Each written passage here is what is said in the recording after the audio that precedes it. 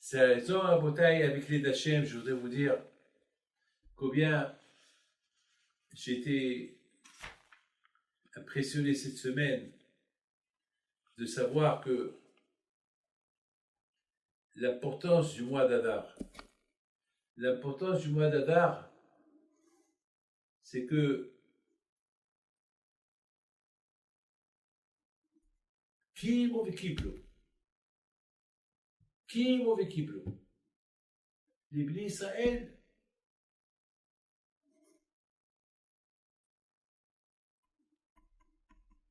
Ils ont accepté la Torah à nouveau.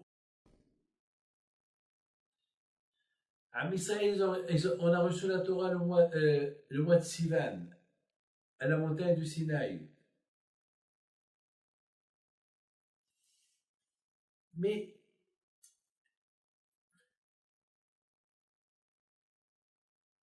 même qu'on a reçu la Torah, on n'était pas enthousiasme.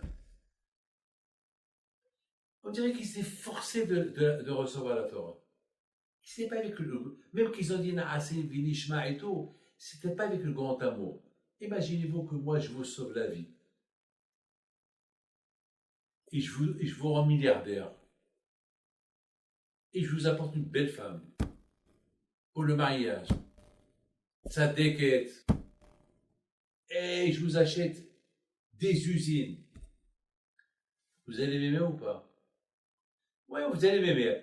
Pourquoi vous allez m'aimer? Parce que je vous ai fait tout ce bien-là. Mais ce n'est pas un amour qui est venu, c'est comme un amour qui est venu par intérêt. Ce n'est pas un amour qui est venu sans intérêt. Par exemple, quelqu'un, on lui fait un chidour avec une femme, il la voit une fois, 2 fois, 3 fois, 4 fois, 5 fois. Bon. Après, elle lui plaît, il se marie avec elle. Alors imaginez-vous que on présente un garçon à une fille, qu'elle est pauvre, et le garçon, il lui apporte les plus grands diamants du monde, l'or, il lui apporte plein de choses. Cette pauvre-là, elle va dire oui. Pourquoi? Elle voit tout ça. Elle voit tout cet or-là. Elle voit tous ces diamants, tous ces bijoux, toutes ces voitures, toutes ces maisons. Il lui apporte un catalogue. Il lui dit tout ce qu'il y a dans ce catalogue, c'est à toi. Bien sûr qu'il va se marier avec lui, oui ou pas? Mais alors là aussi, les Juifs, ils étaient forcés de se marier avec le bon Dieu. Ils étaient forcés d'accepter la Torah. Parce qu'ils ne connaissaient pas encore. Alors ils ont dit Naaseh Vinishma. C'est vrai, ils ont dit Naaseh Vinishma. Mais pas avec un amour à 100%, un amour 50%. Mais quand il y a eu le 100%, lorsque les Bnei Israël, ils ont vu les miracles que Hachem a fait avec eux, avec Haman, là, ils ont dit Naaseh Vinishma avec joie. Ouais.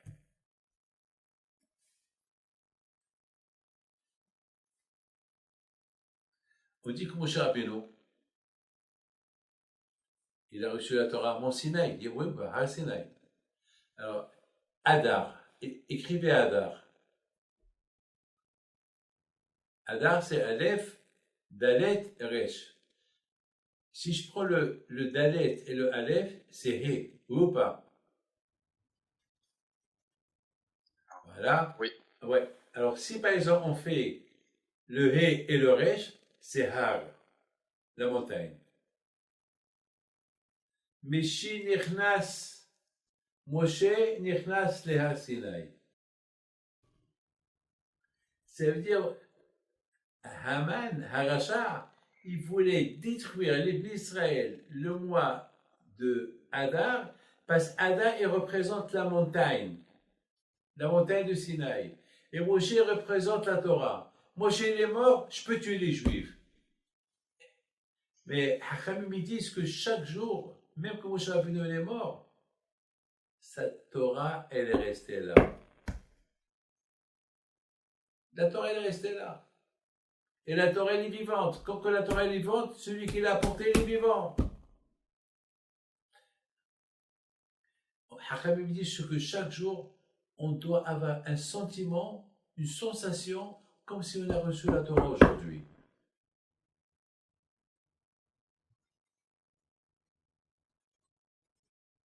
Quand est-ce que vous avez reçu la Torah, monsieur?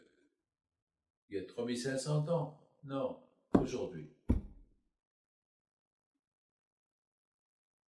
Le soleil, chaque matin, il se réveille. Chaque matin, vous faites la bracha sur la Torah. Hachamim disent que chaque jour, la Torah, elle doit être devant tes yeux comme tu l'as reçue aujourd'hui. Je vous pose une question.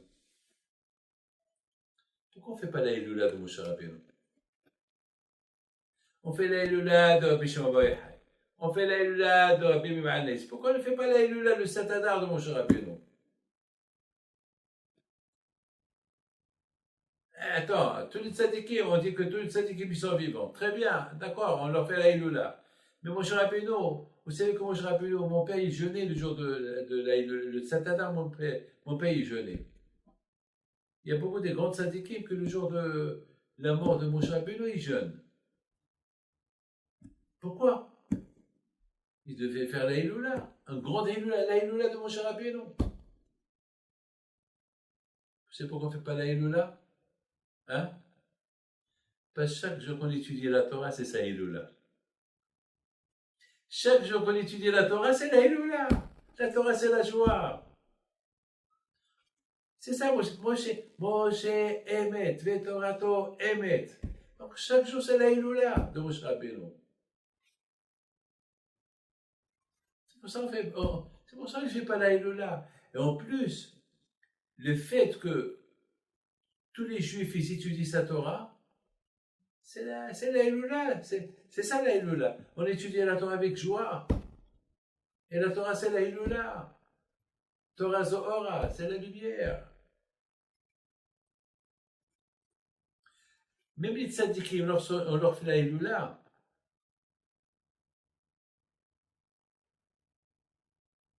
La Hilula qu'on fait aux tzadikim, c'est comme si on est en train de faire la Hilula à Moshe Rabbeinu. Parce que ce tzadik-là, pourquoi il est tzadik? C'est grâce à Moshe Rabbeinu. Alors c'est la Hilula que tu fais pour le tzadik, c'est la Hilula de Moshe Rabbeinu. C'est pour cela, la Hilula de Moshe Rabbeinu, on la fait chaque seconde. Parce que chaque seconde, il y a la Hilula d'un tzadik. Donc c'est tout le temps qu'on fait la Hilula de Moshe Rabbeinu. Mais moi, j'ai expliqué, j'ai dit pourquoi on ne fait pas la Hilula de Moshe Rabbeinu. Parce que Moshe Rabbeinu, le pauvre, il a eu de la peine. Parce qu'il n'est pas mort et enterré en Israël. D'ailleurs, la Gemara dit, lorsque Mashiach il va venir, Hachem il va demander à Abraham, Yitzhak et Yaakov de faire le kiddush de Mashiach et chacun va dire je ne peux pas. Abraham il va dire non, parce que j'ai eu des enfants qui n'étaient pas dans, j'ai eu que Yitzhak et pas les autres. Et Yitzhak il va dire je Esav. Non, Yaakov va dire j'ai marié 2 sœurs. Et Moshe, pourquoi tu fais pas kiddush? Moshe va dire parce que je n'ai pas été enterré en Israël. Et pourtant, Moshe Rabbeinu nous a donné toutes les mitzvot liées à Israël. La Shemitah, le Beit HaMikdash, le Yovel, Kitikne Eved Evri, tous ces mitzvot que Moshe Rabbeinu nous a donnés. Et lui, il n'a pas été enterré en Israël. Donc le pauvre, par rapport à ça, on ne fait pas la Hilula. Parce qu'on sait qu'il est triste. Mais on lui fera la grande Hilula lorsque Mashiach va venir. Donc le mois d'Adar,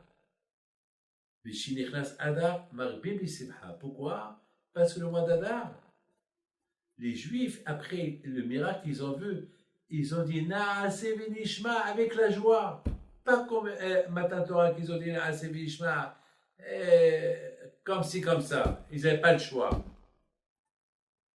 Là, ils ont dit Naase v'nishma avec simha, avec joie. Alors, maintenant, vous avez compris? Avec toi, je vais raconter une petite histoire et on arrête. Vous savez que tout à l'heure, j'étais en train de parler avec un rabbin. Il m'a raconté une très belle histoire. On dit Hazorim bidim'a, berina, iktso. lorsque lorsqu'on va semer, ça va être à la sueur, à Zoé Bidima. À la sueur, on va semer, là, on va travailler. Mais lorsque la récolte, elle vient, on va faire la récolte avec joie. On est content lorsqu'on fait la récolte. Il me raconte, il me dit, mais cette récolte, on ne sait pas où elle peut être. Vous savez, dans la vie, on va semer partout. Le juif, il va semer partout. Il fait des mitzvot de partout. Mais quelle mitzvah, elle va le protéger? On ne peut pas savoir. Beaucoup de fois, tu as un problème et tu crois, peut-être par rapport à cette mitzvah que tu as fait, le bon Dieu va t'aider. Et il se peut qu'il ne va pas t'aider, le bon Dieu. Alors, qu'est-ce qu'il faut faire? Parce qu'il ne m'a pas aidé, ça y est. Je fais une croix sur lui, Shalom. Il se peut qu'un je me roule pour lui, pour cette prière que tu as fait, il te la garde pour autre chose, les matzav aher, pour un autre événement. Peut-être Hachem il voit que tu vas avoir un grand problème, il sent que tu vas le savoir, tu ne vas pas prier, parce que ce problème va venir subitement, donc il va utiliser ta prière de maintenant pour ce cas-là. Beaucoup de fois, mon fils, on ne sait pas ce qui peut arriver. On sort de la maison, on ne sait pas. Lorsqu'on quitte la maison, Rabbi Haim Pido il nous a dit une fois, il a dit à mon père, et c'est mon père qui nous l'a dit, Rabbi Haim Pido quittait la maison, il embrassait la mezouza. Il disait, Hachem, comme je sors en bonne santé, je vais retourner en bonne et parfaite santé.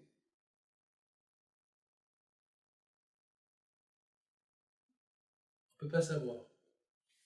Il m'a raconté ce rabbin qu'il devait construire une petite synagogue à El Had, mais ils n'ont pas les moyens. Ils ont cru que c'est facile. La mairie leur a donné le terrain, mets-toi l'argent de la construction, c'est toi. Alors on est content de recevoir le terrain, mais il faut l'argent pour construire. Ils ont vu que c'était dur. Alors ils sont partis en Angleterre pour amasser de l'argent. Ils ont fait Stadlout. Ils n'ont rien ramassé. Ils n'ont rien ramassé. Ils avaient des problèmes de partout. À peine s'ils ont récupéré l'argent des billets et ce qu'ils ont dépensé là-bas. Ils étaient un peu déçus. Ils ont dit, bon, on a fait Stadlout. On a semé. On a travaillé pour les terrains. On a eu le terrain. On a travaillé pour ramasser de l'argent. On n'a pas ramassé l'argent. Alors, quand je vois où il aide.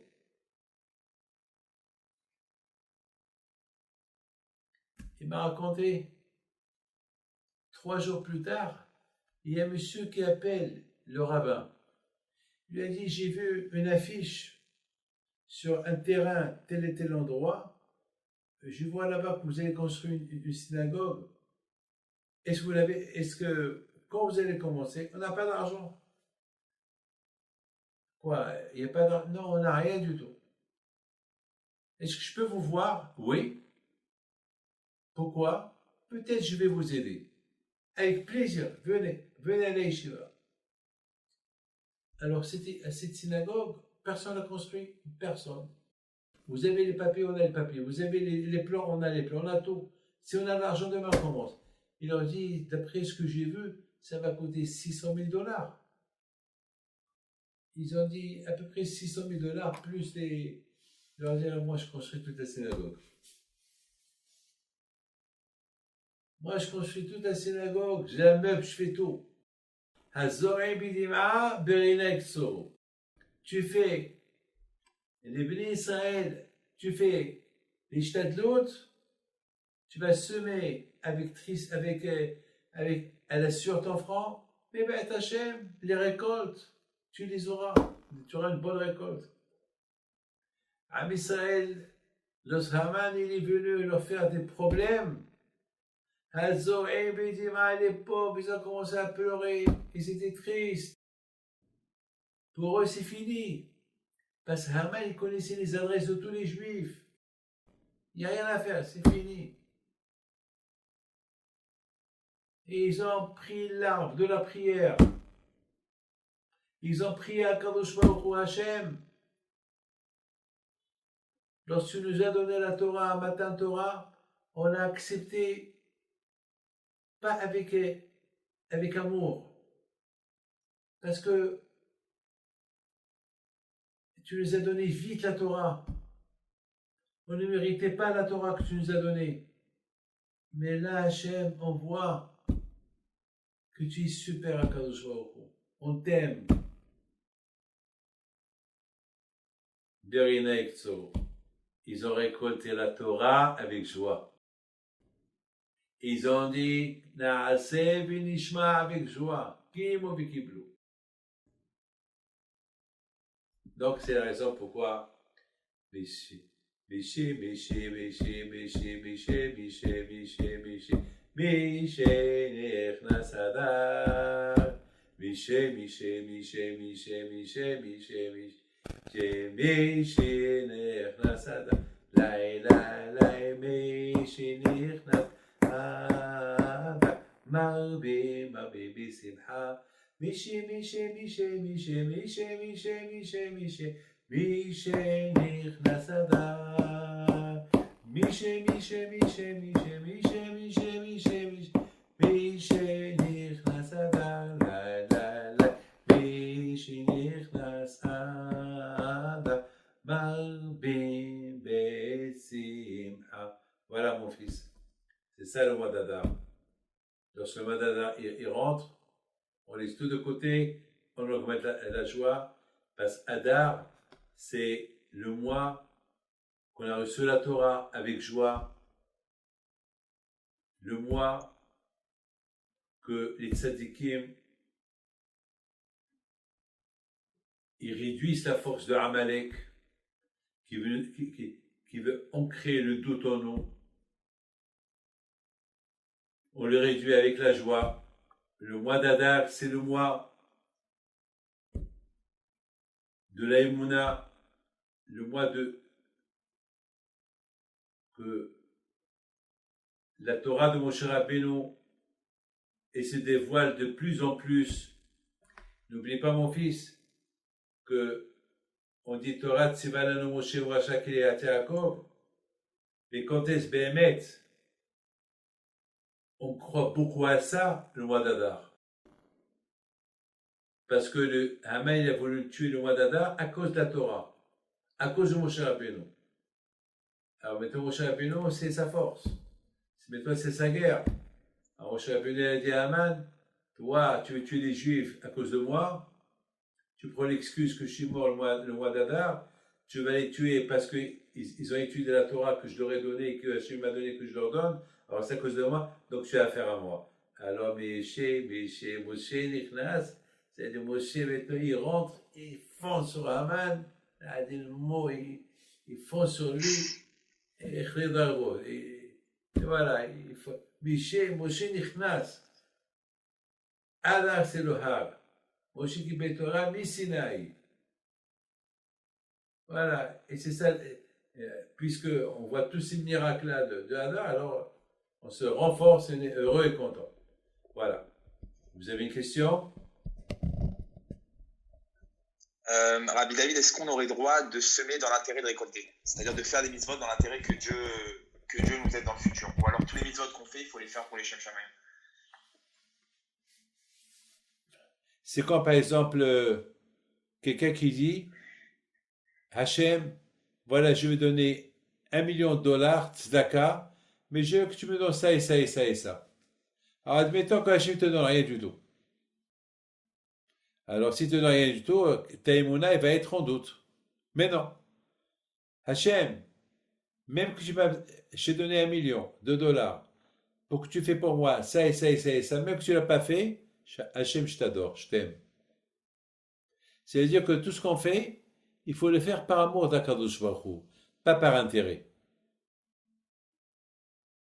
Pas par intérêt. Parce que de toute façon, il se peut que tu mérites pas que Hachem te donne ça.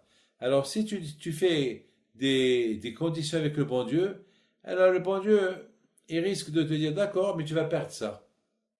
D'accord. C'est que toi, tu sais pas ta vie. Ben d'accord. Tu veux ça, je te donne. Mais c'est pas dangereux. Toujours, il faut savoir prier à Hachem sans condition. Il n'y a pas de condition.